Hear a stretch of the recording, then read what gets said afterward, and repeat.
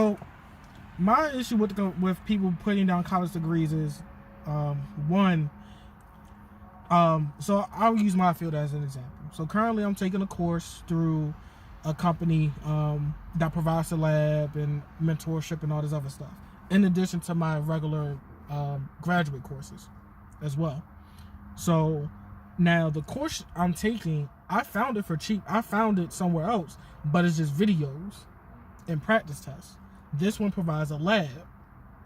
Granted, it costs more, but it provides a lab so I can actually do the hands-on portions. Some of it I already did, but I say that to say, you know, I see people in the same thing who have no IT background. They one lady, she mentioned, you know, I was in public health for years. I have a master's degree in public health, and I wasn't making that much. And somehow, she got a couple certs, and now she makes more than what I make. However, she has granted, she does have a master's, but she has a master's in public health. I have, all my undergrads have been in IT. My master's is going to be in cybersecurity, and I have certs.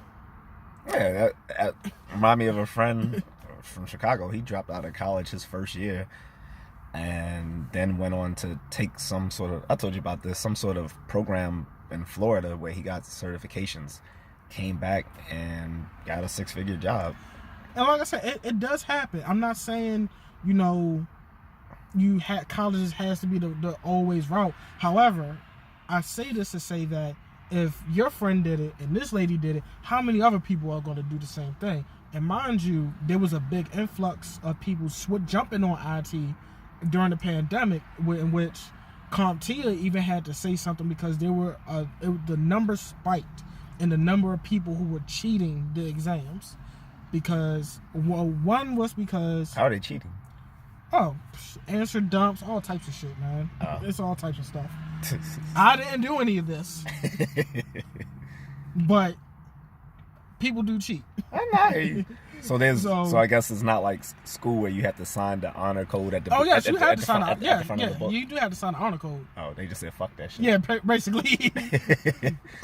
So it was a big influx of people jumping on the IT when the pandemic happened because people were losing their jobs, which I understand. Also, the government made it a mandate that you had to have a security plus to maintain your position with the government if you were doing anything with IT or touching the physical systems. It's more, of course there's more to it, I can't remember verbatim, but that's the gist of it. If you're working as a government contractor or employee and you are touching the computers, you need a security plus to be compliant. So you had a big influx of that, and even still you have more people trying to jump on the IT in one form or another because of the pandemic. Now the thing is, a lot of these people who are jumping in from other areas like women's studies or some goofy shit like that, is they're not doing the technical parts, they're just pushing papers. How dare they go from women's studies to joining the patriarchy? Exactly. Yeah, I said it, folks. I don't give a fuck.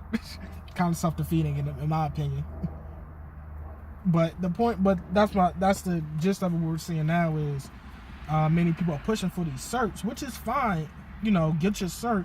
My thing is, as somebody who's been to college, who's still in college actually, it gives you more of a well-rounded view of not only the world, but yourself.